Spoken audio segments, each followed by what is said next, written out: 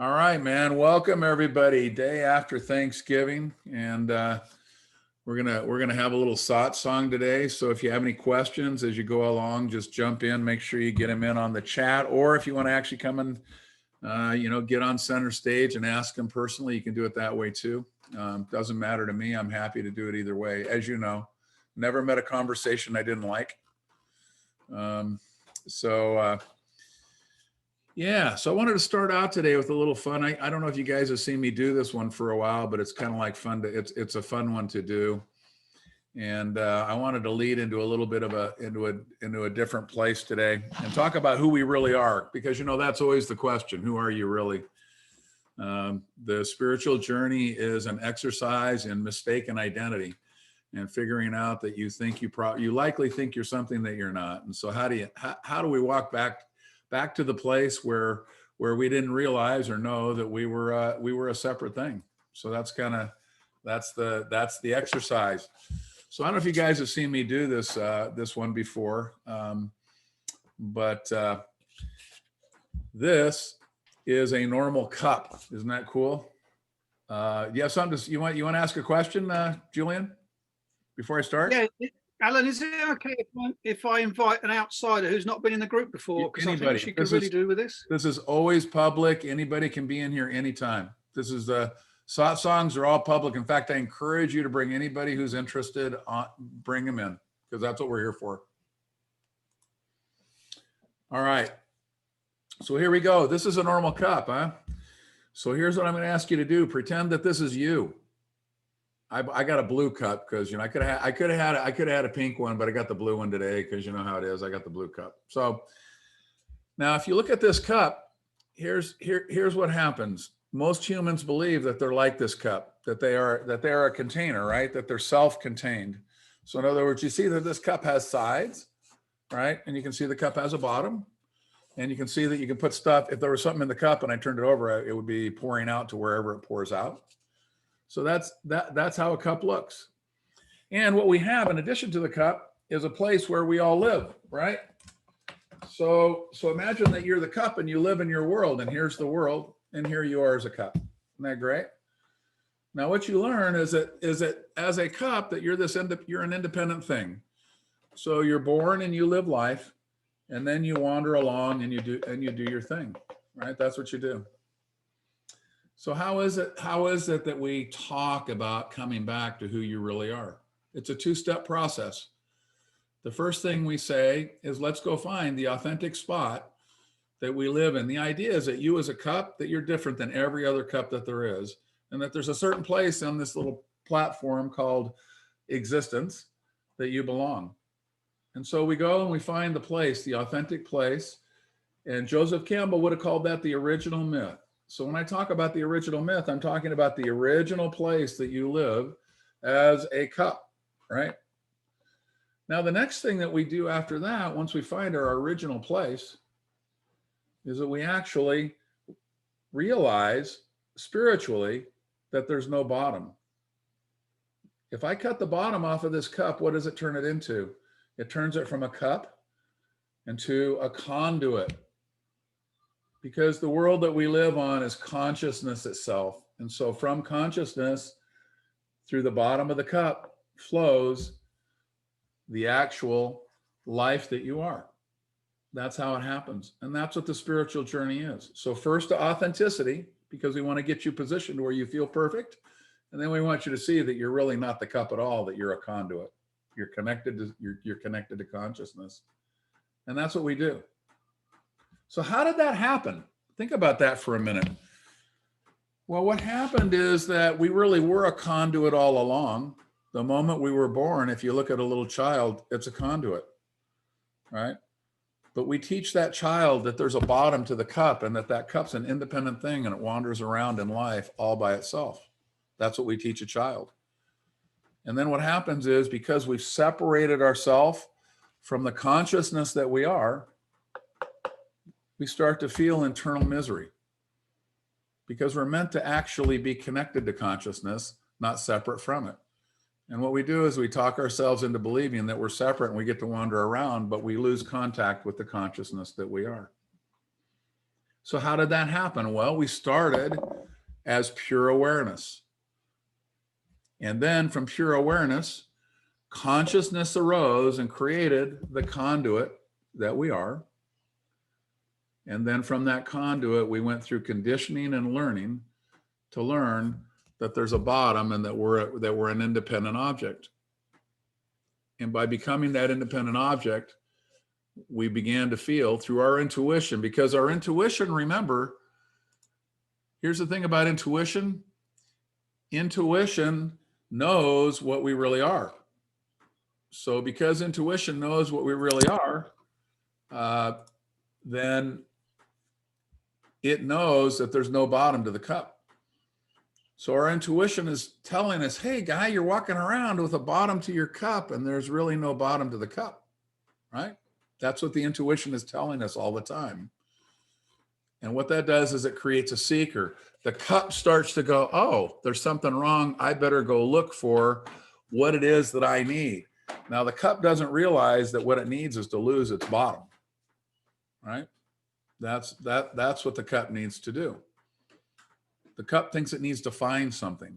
So if you watch The Spiritual Search, it's kind of like a spiritual Disneyland with a bunch of rides.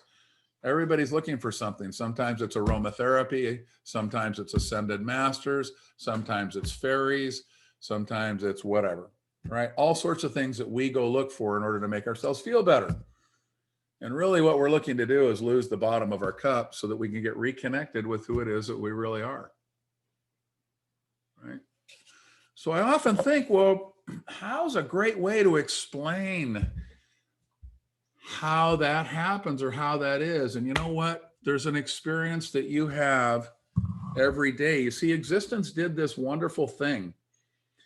It said, you know what? Not only am I going to spring you into this existence that you live in, I'm going to have that happen every single day, right? Every single day, I'm going to have that happen. So what happens every single day is that at night, hopefully, you go to sleep. Now, if you think about in the very beginning, what happens is all you are is consciousness, right? And that what happens is consciousness then springs you in. Hold on a sec here. I'm gonna mute. Did you mute yourself? Good. So consciousness develops you into this thing called a body mind. Well, how does that happen? Well, first of all, there's just pure consciousness. And then you hear me talk about the I. There's the I. And then there is the I am, because what happens to the I is it starts to go, it looks outside and goes, oh, I am. And it says, I am that. I am Alan, the body mind. I am Julian, the body mind. I'm Trayshawn, the body mind. That's who I am, right? That's what it does. And in every single day, you have this wonderful opportunity to experience that again. And here's how it happens. You go to sleep, right? When you go to sleep, there is no I there when you're in deep sleep. All there is pure awareness in deep sleep. That's what's there. Then as you wake up, what happens? Well, the I awakens. Then what's the next thing that happens? Well, then time awakens and space awakens. And then you awaken, right? The story, the Alan story in this case. And then the trees awaken and the stars awaken and the moon awakens and the animals awaken. And pretty soon, I am, this world that you think you're in, is awake. And you go, oh, this is what I am. But what we miss is that when you're asleep, think about, you go back to the nothingness that you are, and you completely refresh yourself. That deep sleep completely refreshes you, right? Now, it's really interesting that we don't take that deep sleep into the world that we live in. So So here's your opportunity to take a look at that. One of the things that you can do, which is really a lot of fun, is to notice that when you awaken, that you're looking out at the world from the eye. You can do that. It's not hard. So one of the things that you can do in the morning when you wake up or any other time is to hang back.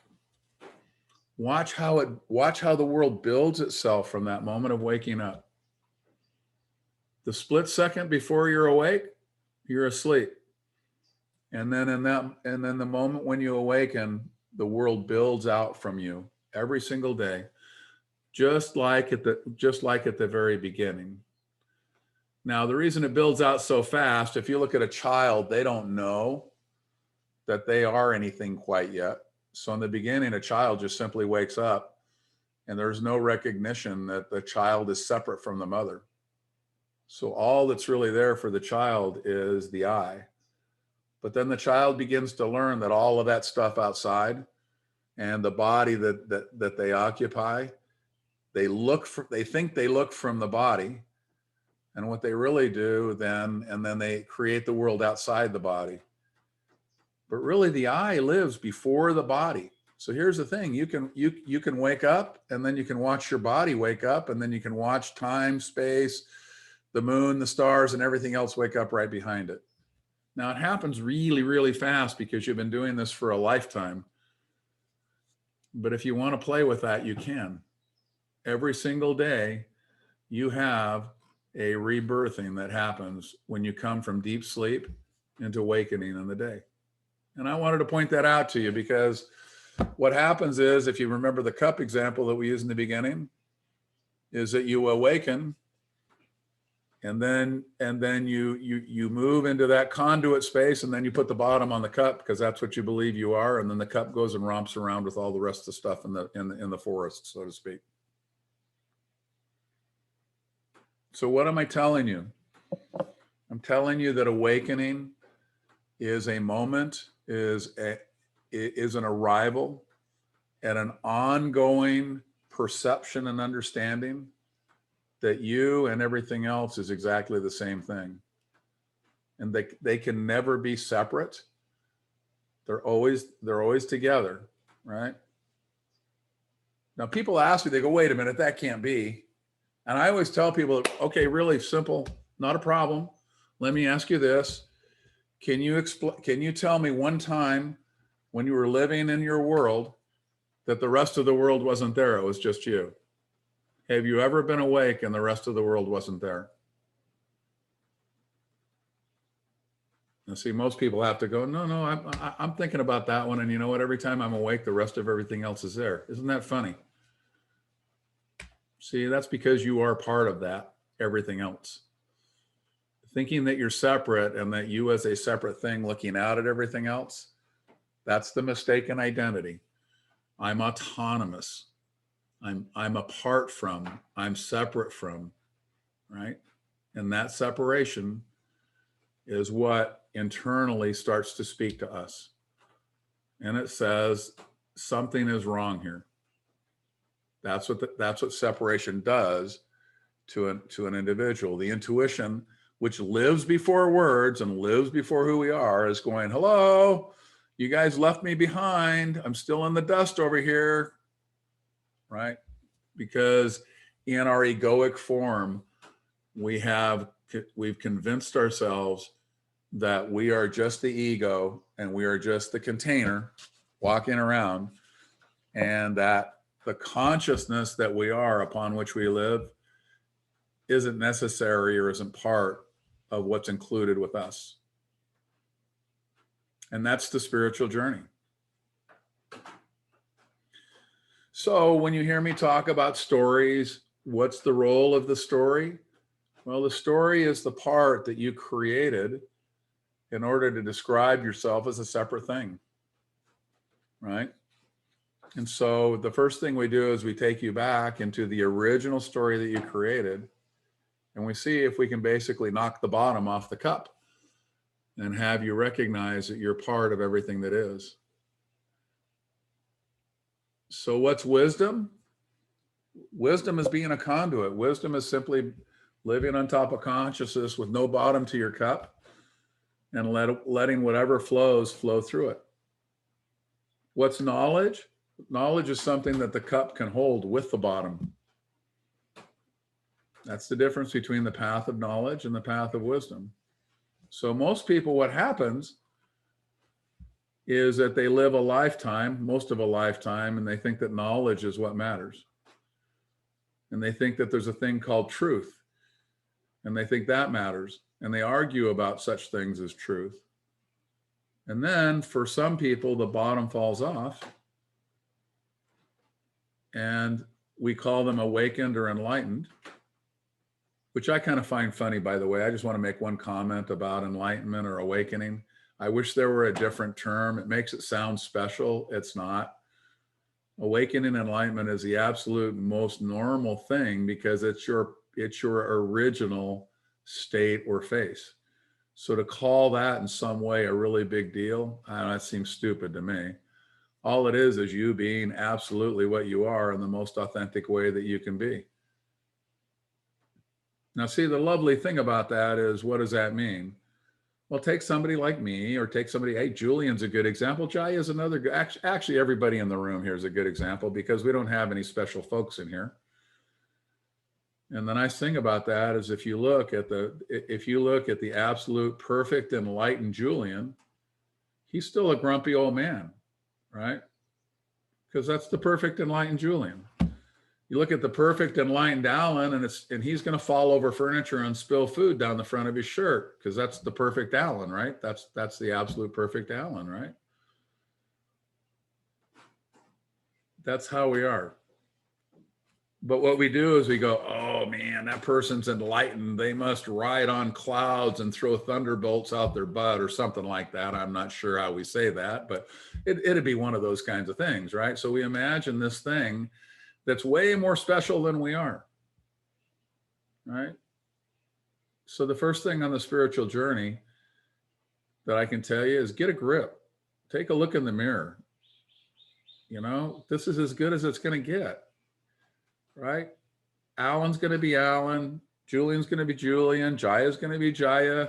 Leia's going to be Leia. Trayshawn's going to be Trayshawn. Amir's going to be Amir, you know. When you're around Sabrina, the most beautiful thing is when she giggles and laughs, right?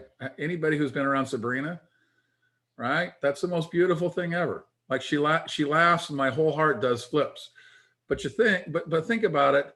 To her, she apologizes for that, for heaven's sakes, right? Because it's so normal. So somewhere in her, she thinks, hey, wait a minute. When I'm enlightened, maybe the giggling and laughing won't be there. Hey, Sabrina, the giggling and laughing, it's going to be there. I'm here to tell you. In fact, it may be more.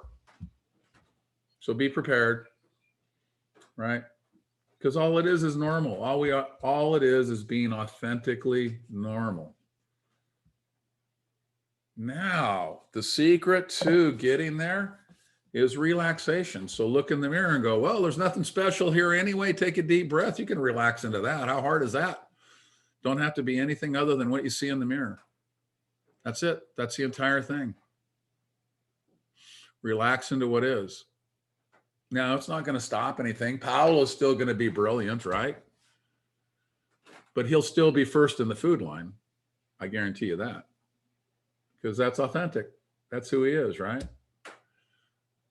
Lachey is still going to come on, and she'll always have her picture because, you know, she's not quite ready to be with the crowd. When she is, she'll let us know, and that's awesome. That's exactly who she is. It's authentic. It's real. Nothing good, nothing bad. It's just how it is. It's the beauty of each person in the room. So as you think about the stories that we tell, right? The stories are just about the normalcy of who we are. Pretty easy, huh? The spiritual trek is an exercise in normality. It's an exercise in the ordinary. Why is it that we get uptight? Why is it that we think we're something different? because somebody has told us that we need to be something different than we are. So I'm here today to tell you, you don't need to be anything different than what you are. What you are is exactly the perfect thing for the spiritual journey. You're just like a snowflake, right? Every snowflake's different, even though it's all made of snow. You are made of consciousness. That's all there is.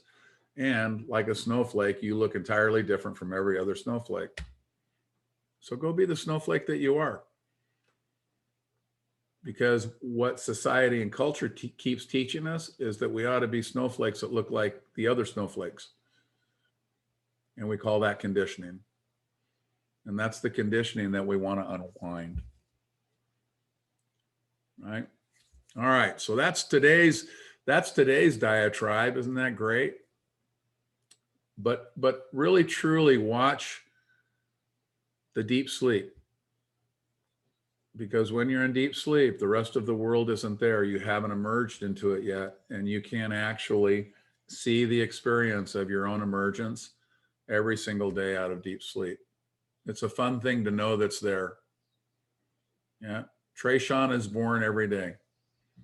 He might even be born a couple times if he sleeps more than once. Anyway.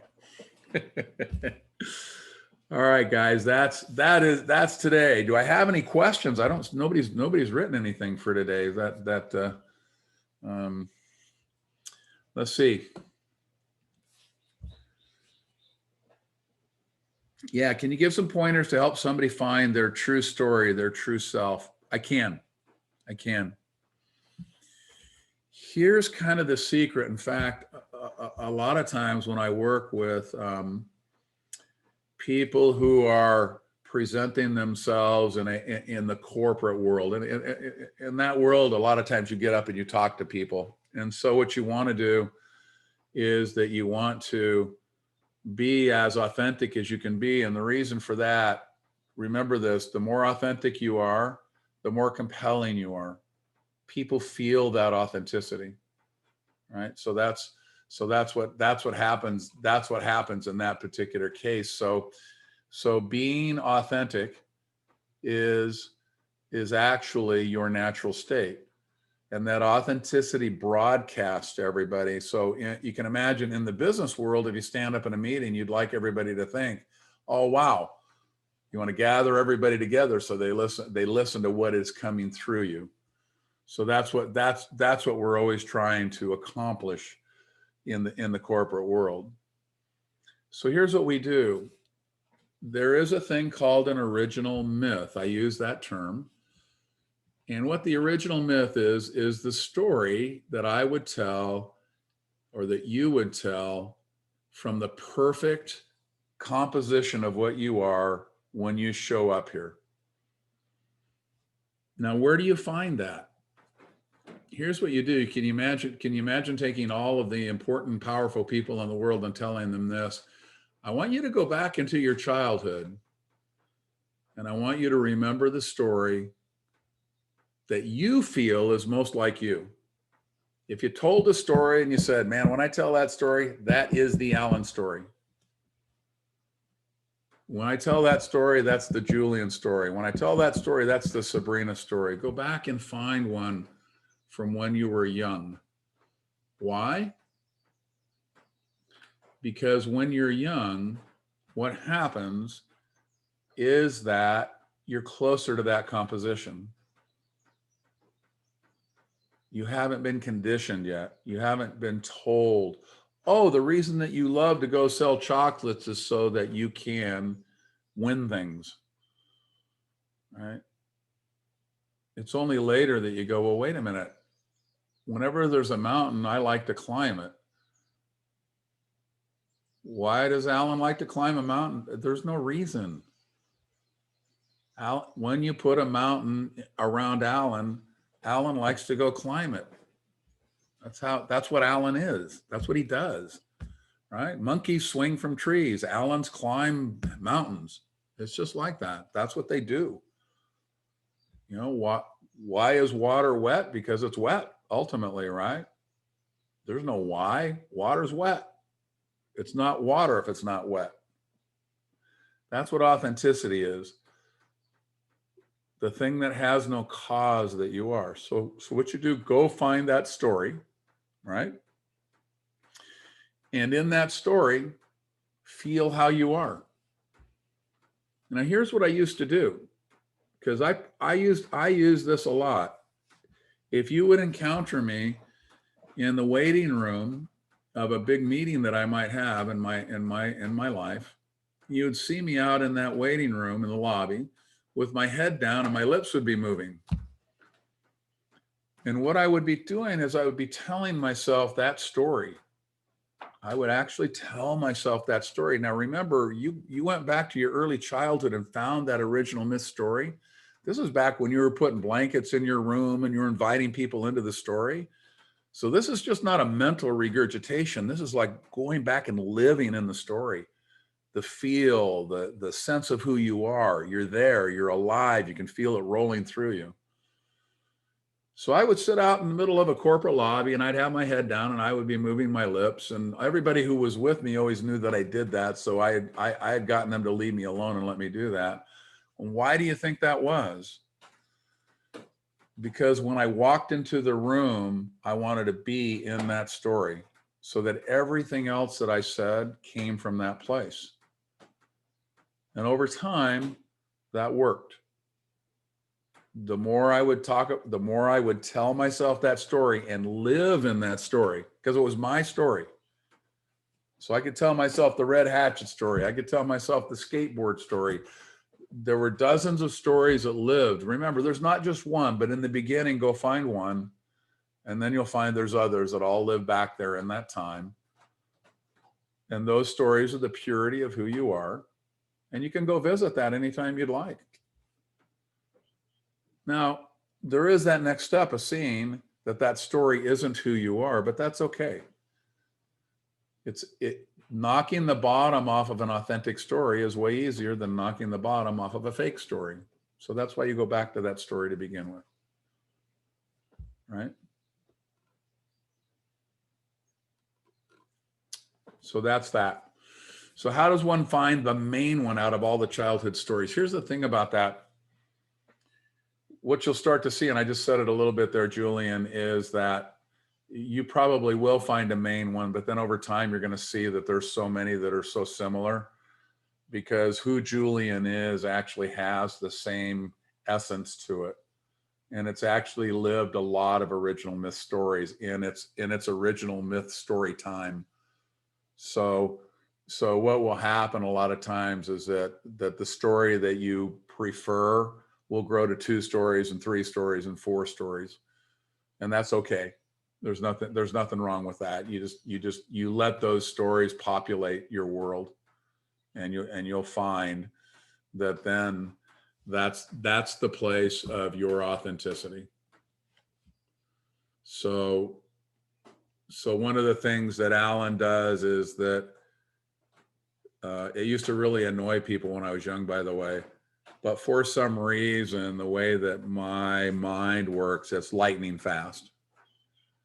And so when I got into business, they used to have to put me on the side and say, listen, when everybody is in a meeting and they ask a question and you blurt the answer out, it pisses everybody off. So could you kind of be quiet and not do that?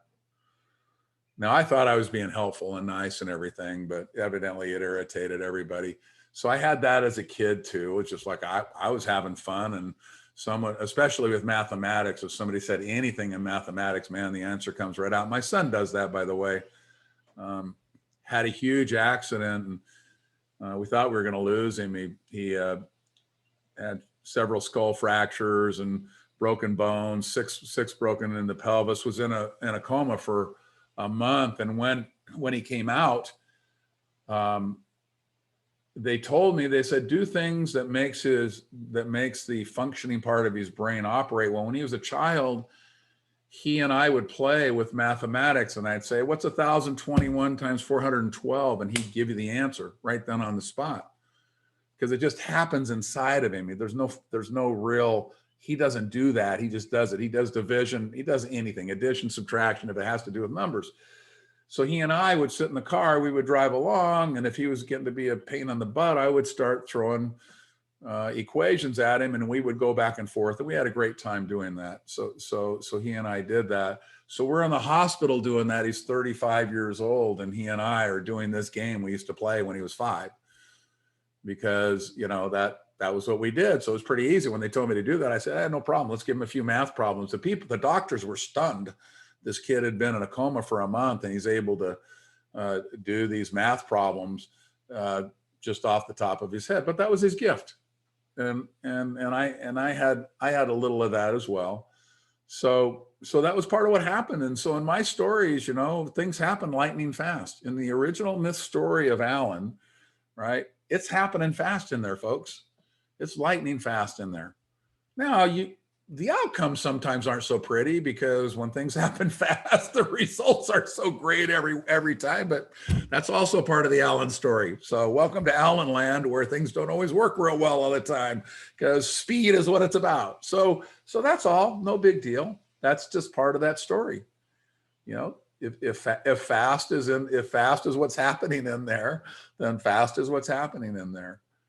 So you see that sense of fast can live in a lot of different stories, right? When I went out and sold all of those hundreds of boxes of chocolates, it seemed like 10 boxes of chocolates to me, because I was moving fast. You see, the fastness is in that story too.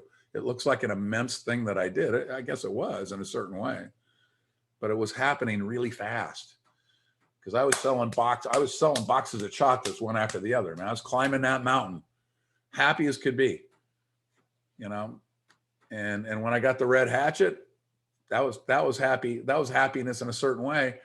But the hatchet itself never meant a lot to me. It was the mountain climbing that was so fun. The hatchet just suggested the story. And it took me a lot of years to kind of untangle that one. I always remember being really successful in business and wondering why that had no payoff, because I had a lot of the stuff everybody was supposed to have, but having stuff never meant much to me. I wanted to go out, a racehorse wants to run a race, putting a trophy on a racehorse doesn't mean anything. So part of it is learning exactly that. So when you find your first story that really reflects that, sit with that story, but be prepared for the other ones to come along, right? So Trayshawn, that's what I'm talking about, how to reconnect ourselves to remember our past. If you go back to when you were younger, and go to that internal place and remember those young stories. And what is it that Trayshawn is? What's the story that Trayshawn tells himself that is the most Trayshawn kind of thing ever? That's how you go do that. And then the next time you're doing something and you feel nervous, Trayshawn, and you're getting pulled to the outside, you know how that happens? Because people are wanting you to be something. You can feel that happening. They're pulling on you. You can feel it pull out. Go inside and tell yourself that story. It'll pull it all back in. And then go be that. That's the original, that's what we call original myth story. Okay. Great. I got a good story question from Paolo. Is a story just another rendition or does that come from one's own life? Okay, you ready for the answer, Paolo? Both. So I remember I always tell the story about how my grandfather would tell me stories about Socrates, and I didn't understand until I was in my teens that Socrates wasn't hanging around with a bunch of 5-year-olds in the sandbox out on a playground. Why didn't I know that? Well, my grandpa had remastered the story so that Socrates fit his 5-year-old grandson. So his 5-year-old grandson actually listened to the Socrates story and said, hey, the greatest Greek philosopher in the world was hanging around with a bunch of 5-year-olds. Had to be how it was. And it was only till much later that I learned that wasn't the case. Now, the Socrates story isn't mine, right? But Grandpa's version of the Socrates story, that's mine. So you see how that is? So the gift of a storyteller is to make every story your own. Every story you tell becomes your own. Why? Because you infuse it with the energy of you.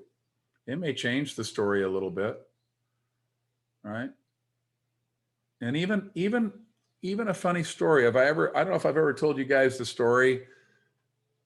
I talk about authenticity sometimes, and I tell the story of the frog and the scorpion, particularly Indian stories. So in India, you know, when the monsoon comes and it rains and the banks of the rivers get really wide and almost impossible to cross.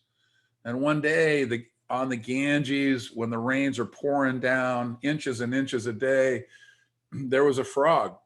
And the frog was standing there looking at the river, trying to figure out, I wonder when I'm going to get across this little river here. And up came the scorpion.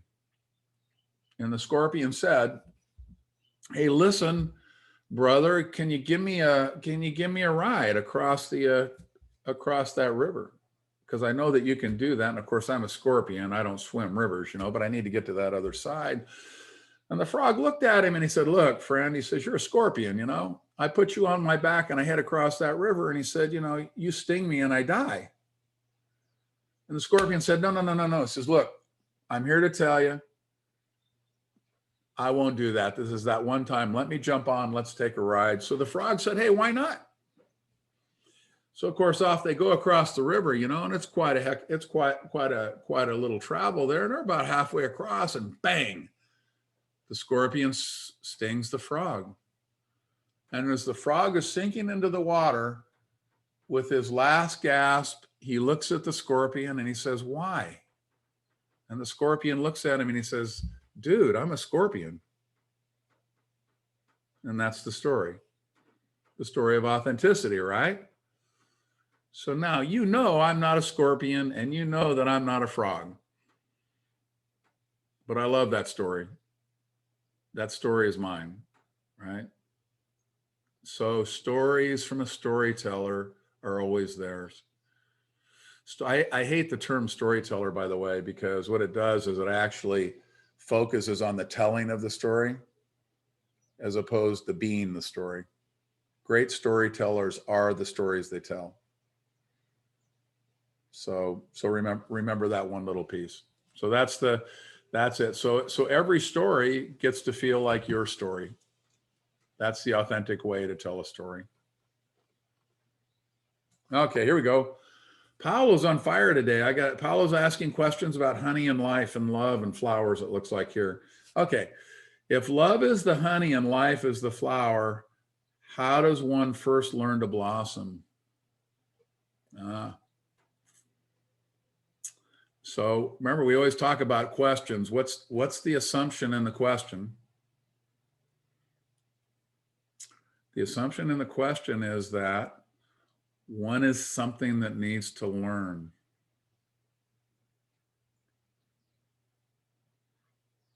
But if what you are is the perfect flower of love,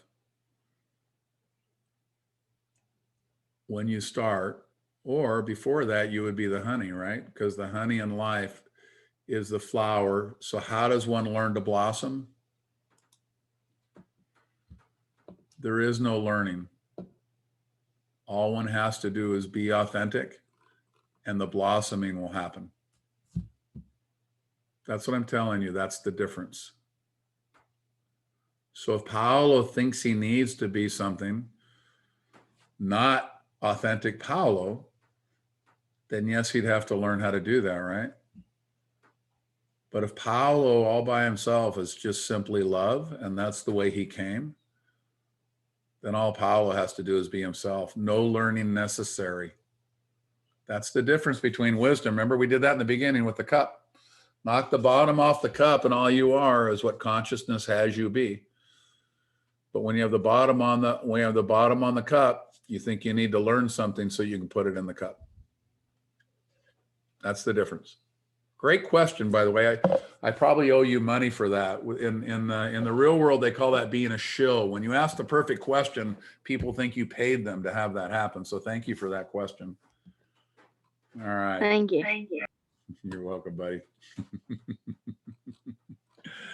All right. So I love how authenticity is key. It really is. It really is, Sabrina.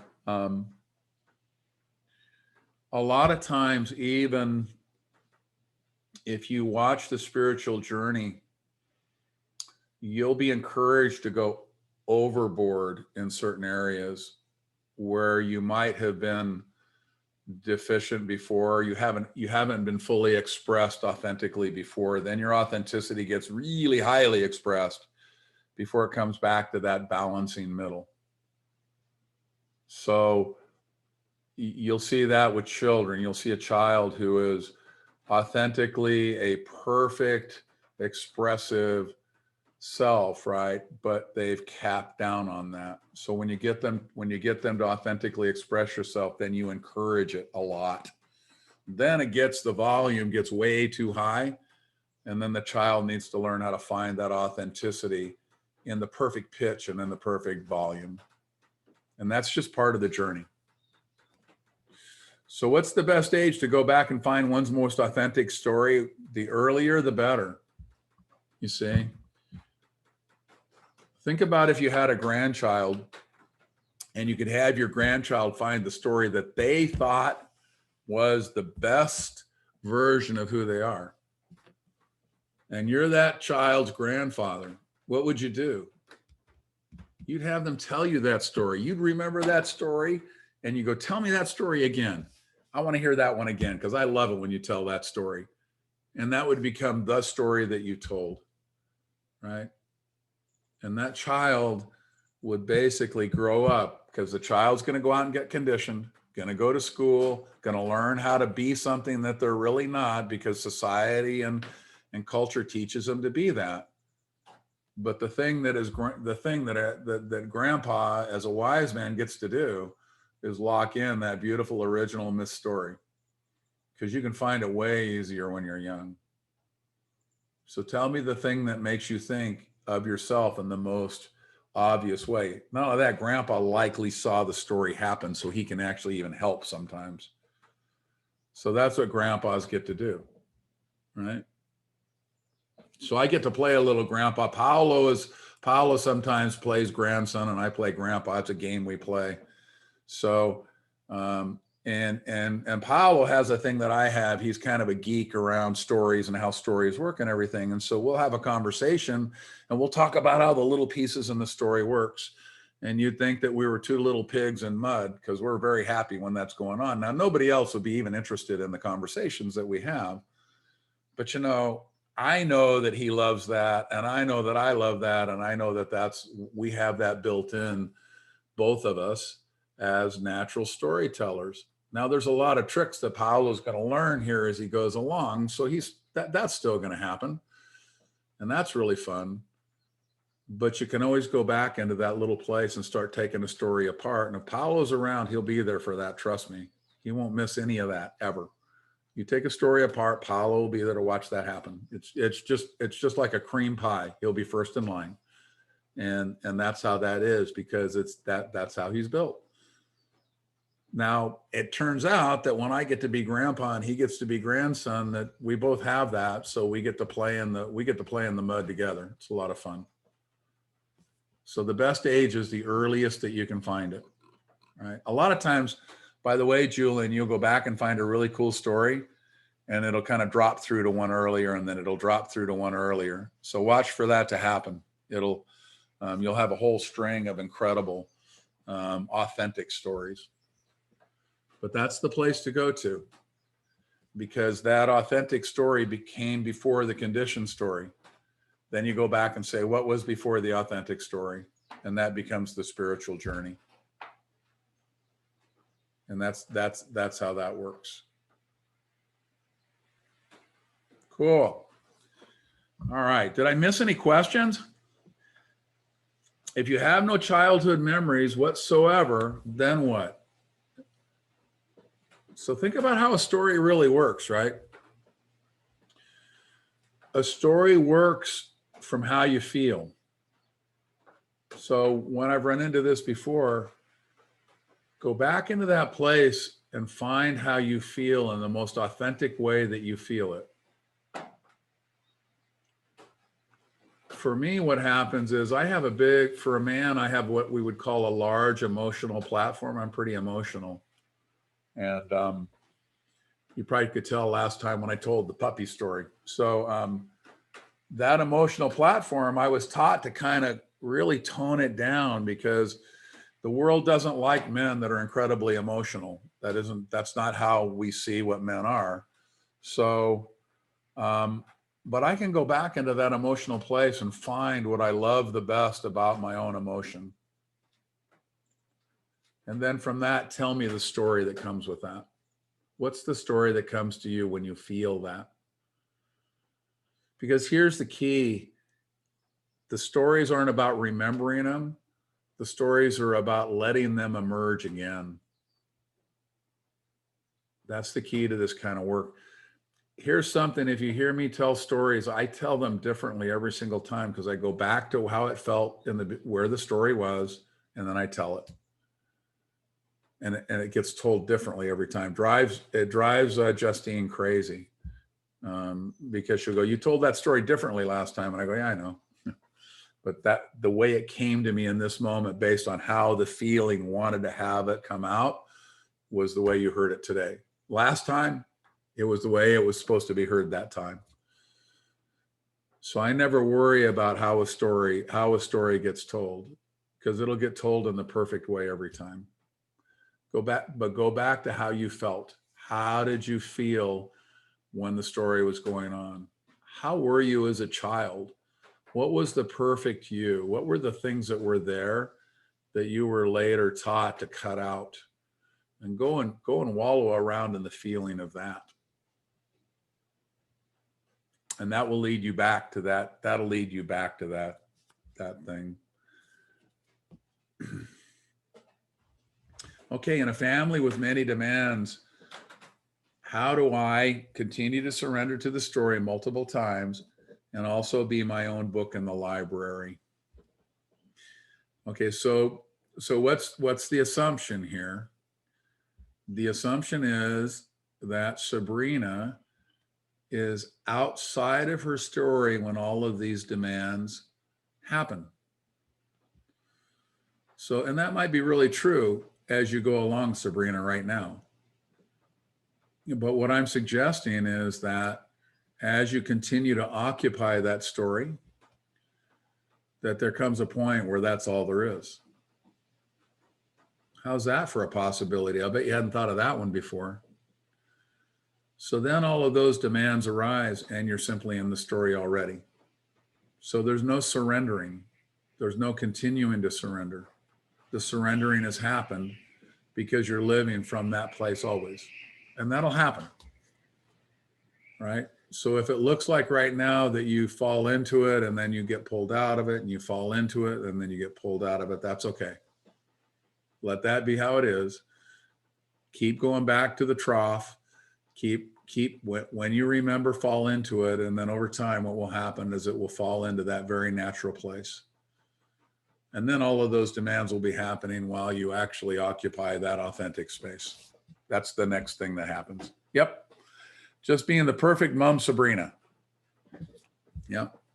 Because that story, I mean, think about it. When you giggle and laugh, I know that doesn't come from your adult place. That's your kid place, right? That's the perfect you. Right? That nobody is around you that doesn't understand that you enjoy life in every moment. It could actually be, Sabrina, that you believe that being mom needs to be more serious than it needs to be. There's a chance of that. You might want to look at that one. Right? That's what as a father, I used to do that. It was like, as I got older in my fatherhood, I noticed that I would drop a lot of what I thought I needed to be as a father. And the more I did that, the more the kids flourished and the happier I was. And in the end, people would claim that I was from a technical standpoint, the lousiest father ever, but boy, I was a happy guy. So if my authentic father self is the worst ever, that's okay with me. And you can kind of see how I do the grandfather thing. It's the same thing. It's whatever it is, it is. Trying to be a great grandfather seems like a waste of time to me, but I'm going to be a happy one. I can guarantee you that.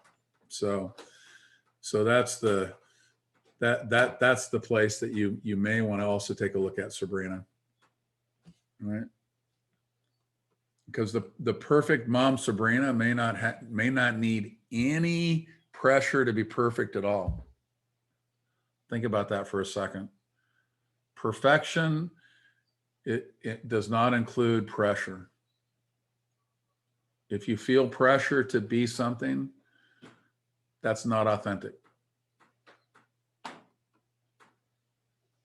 Yeah. That pressure comes from people conditioning you and you trying to be something that was better or more than what you are. That's right. Your imperfection is perfection. Remember, I'm the guy that spills glasses of water and walks into furniture. Julian's the grump. Nobody forget that. All right. Yeah. And that's why Julian was a rebel. That might be a really nice place to go, by the way, Julian, on your story. Because think about how rebellion works, right? What happens is a rebel is someone who simply lives authentically. And then people go, wait a minute, that person is rebelling against something. And they introduce the idea that what you're being is being lived against something, when actually what was happening is that you were living authentically, and the story got turned into you were rebelling against something. So get under the rebelling against something, which is a story you were told, and tell me, what does it look like when you just live it the way you live it? And then let them make up the story that goes with it. What's that look like? That's a way to try to get to that same place, right? So against conforming to everyone's expectations, what happens when you just are what you are and you don't conform sometimes and you do conform others because you don't know the difference? What's that look like? Because I'm going to guess that's what it is. I'm going to guess that they pointed out all the stuff that didn't conform, and the stuff that did, they didn't bother with. But in actuality, it was all a mixed bag. You were just living it the way it came. That's going to be my guess on that piece. But that's how to play with story. All right. So there you go. Authenticity, the spiritual journey, and how to play with story. Any questions before I wrap up today? Anybody have a last kumbaya bon voyage piece? If not, I'm going to say the things I always look for, things that happen in real life as a way to understand the spiritual journey.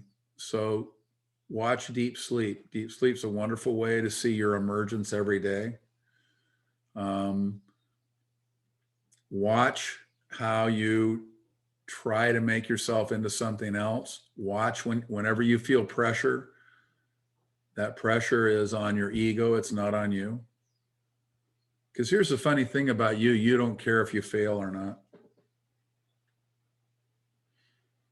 The authentic you does not care if he or she fails, does not care. Right? So anytime you feel the pressure, you know that's ego. The minute you feel it, pressure equals ego. All right. Thank you, everybody. This was wonderful. I had a lot of fun. You'll notice that some of the satsangs these days are a little rougher than they used to be, but I'm just playing with a lot of stuff here and having a great time, and I'm hoping everybody else is getting something out of it. And I've been writing, and so that means I've been in creation, which means some of the stuff I'm doing it's the first time out. So it's like riding a bike for the first time. So so the smoothness sometimes just is not going to be there. But I love you all dearly. Thank you for jumping in. I hope you enjoyed it, and I will see you at the next one. Much love. Have a great day.